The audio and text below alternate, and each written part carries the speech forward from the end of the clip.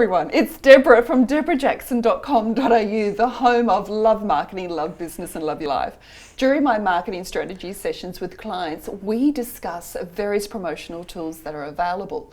Obviously, public relations is one of those tools and it's always discussed. PR is such a powerful way to build large-scale awareness of your business through positive media coverage. It is far more credible when a third party says good things about you and your business. And compared to advertising, it is very cost effective. So I'm very excited and thrilled to introduce you Annette Densham from Publicity Genie, a leading PR company in Brisbane, to discuss the importance of considering PR for your business. Welcome, Annette. Thanks, Deborah. So tell me a little bit about your business and what made you get into the PR business. Sure. Well, public relations just seemed like a natural transition from corporate communications. And after a redundancy, which is a really wonderful way to motivate you to do something for yourself, I decided, well, I've got the skills, I've got the expertise, I've certainly got the experience after, 15 years in print media. Wow, 15. 15 years, yes. I know I look much younger, but you do. 15 years. I decided to start a PR business, working predominantly with small business owners, because what I found is that they don't have a lot of money for marketing. No. They're very skint on the marketing budget. I often say, tell me what your budget is, and they go, budget? Oh, we don't have one. I don't have a budget. And it's like, all right then, okay, well, here's a way that you can spend a little to get a lot. And my why do I do this? I'm a storyteller. I love telling stories. I love finding stories, and small business is just this beautiful little world of people who are out there making a difference. And if I can be part of sharing their story, it's quite sensational. Oh, fantastic. That's beautiful. What has been some of your best strategies for client attractions? For me, look, I have found face-to-face networking to be the best because I'm a people person and I'm able to connect, belly to belly, eye to eye with, people so they can see who I am and what I stand for and what my values are. And you can't do that online. And I get the power of being online, but in the last 2 years that I've been in business, most of my business has come through people that I've met or people I've met who've recommended me to their friends and their marketing. Yes, like go figure, who would have thought word of mouth would still be a tried and true method of marketing. But social media is very much word of mouth but it's online. So when we share information that we think our friends and family will like, that's like referring the person who's written that information. It's like referring their thought process to somebody else, isn't it? With with running your business, what have you learned? Has there been some interesting lessons? Has there been some challenges? Have you wished that somebody gave you a book about running a business before you started? Oh my goodness, it's a little bit like being a parent. It's like, no one tells you. No child comes with a handbook. Book, yeah. And small business doesn't come with a handbook. And while the principles of, accounting and HR and all of those things remain the same, all of those peripheral challenges like customer retention, the marketing, the loneliness of working by yourself, the isolation, you just don't figure it. And I think the biggest challenge that I've had is friends and family who don't understand what it means to be in business for yourself because they're all in employee land. And I'm here going, look, I can't come to the barbecue because I really have to get this finished. I've got a deadline.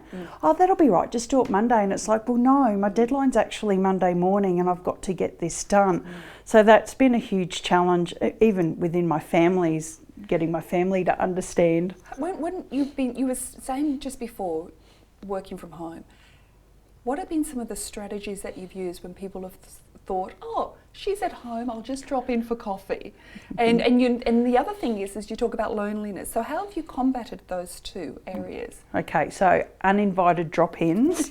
I just got really clear and honest with people who did that and said, hey, I love you, thank you so much for for dropping around, but I'm actually busy at the moment and I can't talk. And I think as I've gotten older, just being more forthright has been a really powerful tool, because, you know, like, if I let them just drop in and have coffee, that would put me behind, putting me under pressure. And it's like I have to think, who's more important here, their feelings or my sanity? Yes. So And my sanity won. And your sanity won, but you're also giving customer service, being in a small business. I mean, just because you're not in corporate anymore doesn't mean you've got to drop that customer service. So what about loneliness? You mentioned that before. I know a lot of us are working for ourselves in small business and do suffer a little bit of that loneliness. Have you got any strategies or tips about that? Network meetings. Network meetings. They've great. been amazing. So not only have they helped to build your business, but it's helped you get out and survive that loneliness. Yes. I have made some amazing connections friendship-wise. I met you through a network meeting. I have met, I can think of 5 women that I've met, and I'm just so grateful that they've come into my life, not just for the friendship, but just for the extraordinary expertise and the wisdom that they bring into my life. So get out of the house has been a really important one, not to the shopping centre, because it's really dangerous. You've still got to work 9 to 5 in your business, but yes. That's right. You don't want to spend your invoice before it comes in. So yeah, network meetings has been really cool. Terrific. Well, let's dive deeper now into the PR. Why should businesses really consider PR as one of, as a good promotional tool to get their message out there? Why do we go to movies? Why do we read books? Why do we watch music videos? Because it's all about stories and the human condition. Why do people buy from other people? Because they connect with other human beings. PR is about storytelling. It's about building powerful relationships. And you can't do that if you're selling. So when you're telling people about you and what you do and how you do it and why you do it, people look at that and go, wow, that's something a little bit different. They feel a connection. They connect to your heart, like we're emotional creatures. That's why we go to movies and we engage in those storytelling activities. And that's what PR gives to a business. It makes them real, it makes them human. What makes for a great PR story then? Going back to human interest. Human interest, Best story. Whenever I start with a new client, the first story I tell is their story. And a lot of people, like we're Aussies, and for us, we're humble and we're modest people, and we don't like to put ourselves out there. You get the tall poppy syndrome, and I don't want people to cut me down, and I don't want people to notice me. But it's if people know why you start your business and what it is that you do for people and how you help them and what problem you solve, that's another really great story. Is then you get more people who want to come and do business with you because they're connecting with you on that emotional level. And not only that, they feel that they already know you. Yes. Yeah. And they understand that you're authentic and you're there for the greater purpose, which is to help them and to be successful. With PR, I mean, there's a lot of times people get confused about the difference between PR and advertising and marketing as a whole. How would you explain the difference between PR and, say, advertising? Easy. PR is, hey, look at that person and the amazing thing that they've done, that third-party credibility, that word-of-mouth referral marketing. Advertising, hey, look at me, I'm the best, I'm the greatest. Who are you going to believe? You're going to believe somebody else referring or recommending that business. And that's what the media gives you when you get a story in the newspaper or an interview on radio or on TV, is that your story is worthy enough of being published or aired. And what do we believe everything we read. So if it's in the newspaper, hey, it's got to be true. It's got to be true. It's got to be true. Right, yes. But it's lovely, that third party endorsement, when somebody else notices you for what you are and what you're trying to do, and then write about it as well. And you can get enormous traction and leverage off appearing in a newspaper. I mean, I've got one client who was on A Current Affair, and even years later she still has on her website, as seen on A Current Affair, and that gives her enormous credibility. And people see that. So if you're comparing one business who is really not well known and is not doing a great deal with marketing or PR, and another that's got, you know, a media page where they've been in the local paper, they've been in, you know, the news or in a magazine, and you're comparing them, you're going to go, you know, hey, it's almost like appearing on Google's front page. It's building that expertise up. Absolutely. And so people are going to trust you because they know, like you, and they can see then that the brand has been noticed in the media space. Yeah, absolutely. Another point that I think is really, and I've forgotten what I was going to say. Anyway, let's keep going. I'll come back to it. I remembered it and then I went, forgotten. Oh, I forgot. Now, has there been some really great success stories that PR has really helped a business owner jump incredible hoops? Oh, yeah, I'd like to say that I have many. I'll give you my clients so they can tell you, so you get that third-party credibility. But just to toot my own horn. Yes, please absolutely. do. There's a few clients I can think of. The first one that pops into my head is Ipswich Granny Flats. This amazing lady. Wow, yeah, I know, you go Granny Flats, you know, that sounds sexy and exciting. Right.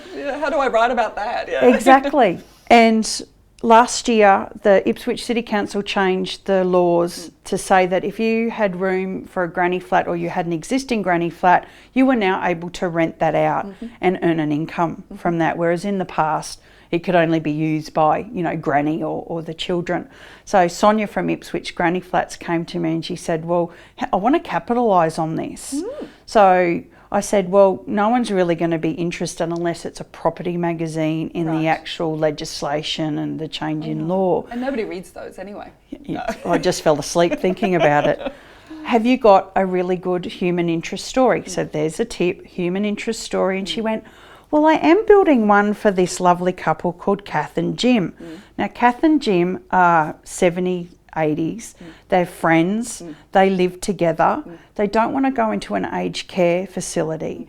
So they've taken advantage of this change and of building another little house on their property so that they could still live together, still support each other, but have their own space. Beautiful. Pitch that to a current affair on the Friday afternoon. Now, I don't normally send things out Friday afternoon, but most people have gone to the pub, haven't they? Yeah, that's right, especially if you're a journalist. I shouldn't say that, I'm sure it's changed. Monday morning, I had a phone call from the producer of A Current Affair going, we love this story. Fantastic. So within a week, it was aired nationally, you know, 1.1 million people. And now Sonia is too busy to talk to me. So her business, her business has skyrocketed, boomed. Overnight. And now she's asked to speak at conferences. She's been put up for awards. She's had numerous stories off that particular one. So that's a fantastic result. Another one is Love Lockets. Yes.